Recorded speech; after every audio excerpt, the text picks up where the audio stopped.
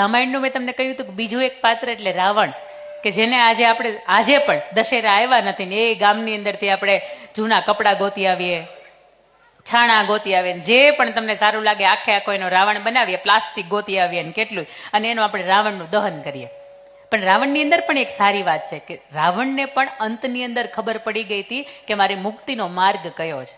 જ્યારે સીતાજીનું હરણ કરીને આવ્યા અને મંદોદરીના હાથની અંદર આરતીની થાળી હતી અને મંદોદરીને કોઈ દાસી આવીને કીધું કે મહારાજ છે ને એ સ્ત્રીનું હરણ કરીને આવ્યા છે, ત્યારે મંદોદરી એવું કહે છે આ તો લંકા કહેવાય, અહીંયા સ્ત્રી ચારિત્રની કોઈ વાત ન હોય, અહીં તો સ્ત્રીના કેટલા એવા હરણ થાય, એમાં કઈ નવાઈની વાત નથી. પણ મહારાજ જેનું હરણ કરીને આવ્યા છે એના ચહેરાનું તેજ છે ને કંઈક અલગ છે. તમે એક વખત તો જોવા આવો. અને મંદોદરી એક વખત ત્યાં જોવા જાય છે. એવું કહેવાય કે પંચકન્યાની અંદર એનું નામ આવે છે. આપણા ધર્મગ્રંથો એવું કહે છે કે તમે દુનિયાની અંદર ગમે એવું મોટામાં મોટું પાપ કર્યું હોય પણ આ 5 સ્ત્રીઓને તમે નામ લ્યો ને સવારને સાંજ, તો એ પાપમાંથી તમને મુક્તિ મળી જાય. અહલ્યા, દ્રૌપદી, સીતા, તારા, મંદોદરી તથા પંચકન્યા સ્મરે નિત્યમ મહાપાતક નાશનમ. મંદોદરી એટલે રાવણ એટલે ખૂંખાર, અને એના પત્નીનું નામ લેવાથી, સવારને સાંજ એનું નામ લેવાથી તમે ગમે એટલા પાપમાં હોય છતાં એમાંથી તમને મુક્તિ મળે, આવું હું નહીં ધર્મગ્રંથ એવું કહે છે. પણ એ મંદોદરી જ્યારે સ્ત્રીનો ચહેરો જોવે છે ત્યારે એવું કહે છે કે આ તો પ્રભુ શ્રી રામ, આખો જે જગતનો બાપ છે ને એના પત્નીને તમે ઉઠાવીને લાવ્યા છો. તમે કોઈ સ્ત્રીને નથી ઉઠાવીને લાવ્યા, એને સમજાવે છે કે તમે તમારો કાળ, તમે તમારા મૃત્યુને ઉઠાવીને આજે લાવ્યા છે, તમે તમારા મૃત્યુને નોતરી દીધું છે. અને એવું કહેવાય કે આખી રામાયણની અંદર રાવણ ક્યારેય ન થઈશો ને એટલું રાવણ હસે છે ને એવું કહે છે કે મંદોદરી, હું મારી મુક્તિ જે છે ને મારી, એને હું આજે ઉઠાવીને લાવ્યો છું. કારણ કે તમને ખબર હશે કે રાવણ સીતાજીને પોતાના ખભા ઉપર બેસાડીને લઈ ગયો છે. અને આજ સુધી જગતના પુરુષના ખભા ઉપર 3 જ સ્ત્રી બેસે.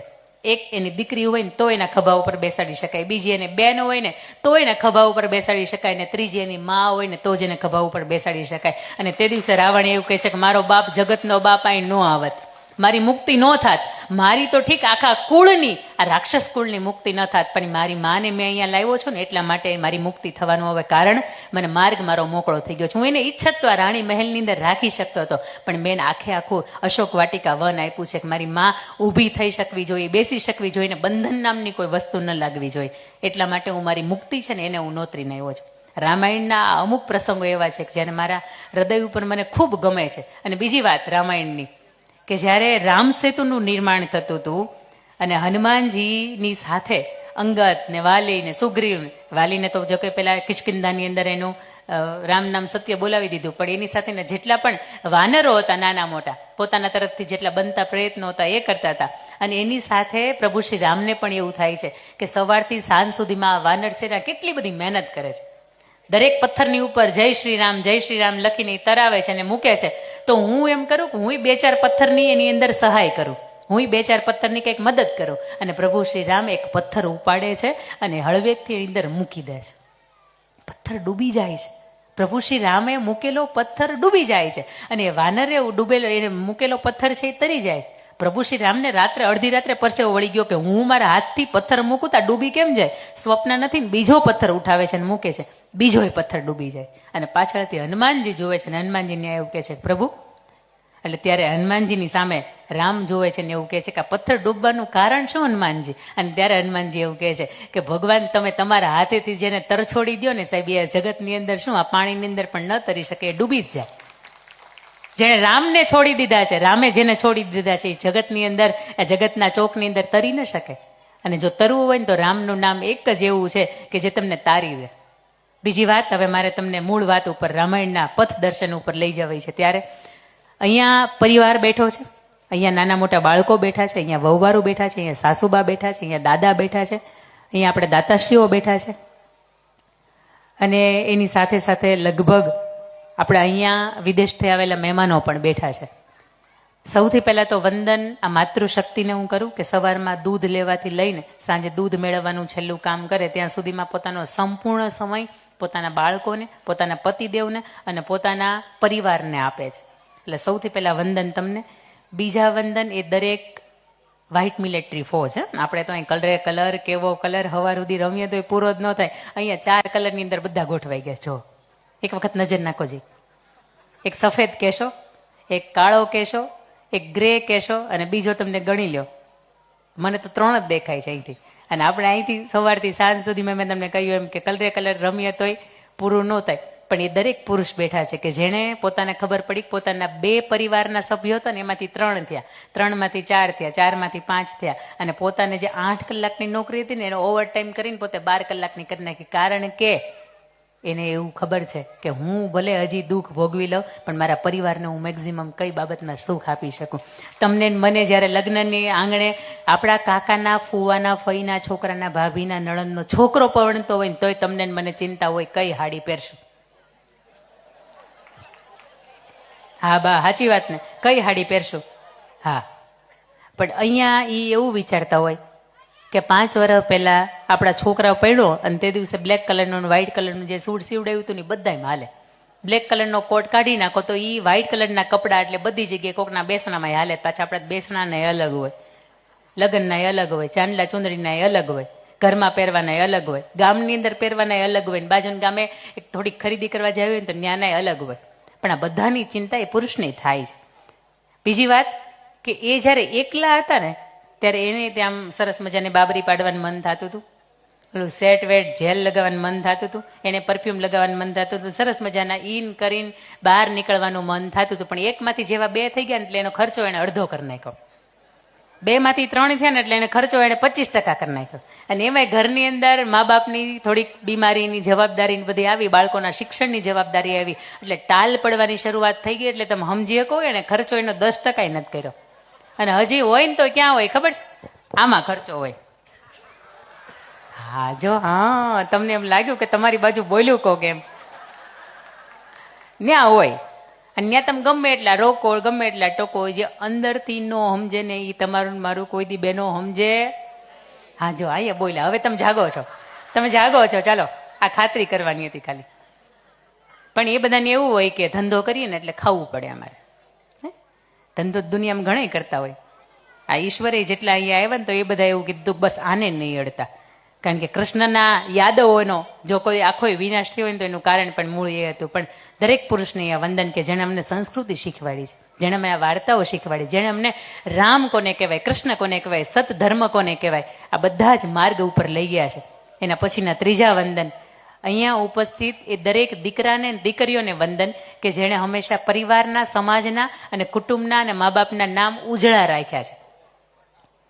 તમે હું ભણાય નથી પણ આપણા સંતાનો ભણ્યા ને એના કારણે જ આપણે ઓળખાણા કે હા ઓલી ડોક્ટર થઈ દીકરી તમારી થઈ, તો કે હા હા એ દીકરી મારી થઈ. એટલે ત્યારે હૃદયને એમ થાય કે નહીં દીકરાઓ ને દીકરીએ હારા કામ કર્યા છે. એના પછીના વંદન અહીંયા બેઠા દરેક દાતાશ્રી હોય કે જેને આટલામાં આટલી એ સેવા એની આપી છે. એને તનથી આપી હોય, મનથી આપી હોય, ધનથી આપી હોય. ચાહે તન, મન ને ધનથી તમારી સેવા રામ કાર્યની અંદર એ નિરૂપણ થઈ છે, એ વવાણી છે. આવા દરેક દાતાશ્રીઓને એક વખત 2 હાથ ઊંચા કરીને વધાવો, વધાવો, વધાવો, તાલી પાડીને વધાવો. હા આને વધારવા કહેવાય. કારણ કે દાતાશ્રી સાહેબ શૈલેષભાઈ 2 રીતના દાતા હોય. એક દાતા એવા હોય કે નામ લખાવીને ભાગી જાય. તો બધા લખાવતા હતા ને આપણું નામ લખાવાઈ ગયું, આપણી પાસે કઈ વેદ છે ને ખીચું ખાલી છે. આ તો તામાન તામાં લખાવાઈ ગયું, આપણી પાસે કઈ છે નહીં.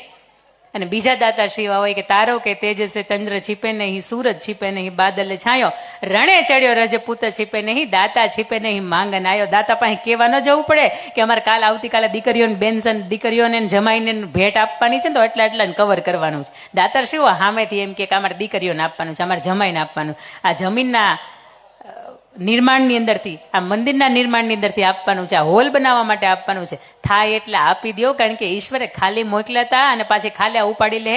કેટલાય આવતા વર્ષે પાછી આ તારીખ તિથિ આવશે ને તે આપણે કેટલામાં નહીં હોય. એક મજાની વાત છે, ગામની અંદર એક કરિયાણાની દુકાન વાળા ભાઈ રોજ સવારમાં કરિયાણાની દુકાન ખોલે ને એટલે એક સાધુ મહાત્મા હતા ને રોજ ત્યાં આવીને બેસ જાય ને એમ કે ભાઈ કઈ દે. એટલે ઓલો કરિયાણા વાળાની દુકાન વાળાએ અને બરાબરનો મગજ ગયો ને એવું કે હજી બોણી કઈ થતી નથી ને તમારે જેવા માંગવા પૂગી જાય, તમને કઈ મળશે નહીં, જાઓ.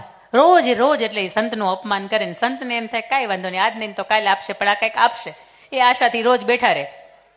5-7 દિવસ ગયા ને એટલે ઓલા કરિયાણાની દુકાન વાળા પાસે એક વખત જઈને એવું કીધું કે ભાઈ કંઈક દે. એટલે ઓલા કરિયાણા વાળા એવું કીધું કે મારે તમને કાંઈ આપવાનું નથી, તમારીથી નીકળો. રોજ એનું અપમાન કરે પણ આજે તો બરાબરનો ગુસ્સે થઈ ગયો. તું એમ કર, તું કાંઈ ન આપતો, એક બિસ્કીટનું પેકેટ એ ન આપતો, અડધું આઠાનું ન આપતો, પણ તું એમ કર તાર દુકાનની બહારથી એક ચપટી ધૂળ છે ને એ મને આપી દે એટલે હું અહીંથી વયો જાઉં. એટલે તરત ઓલા કરિયાણાની દુકાન વાળાએ ફટાફટ બારો ગયો, અહીંથી વયોજન નામ પડ્યું ને એટલે કે ટાઢા પાણીએ ખ જાય, ચપટી ભરી એને હાથમાં દીધી અને કીધું ઘઉં જાઓ.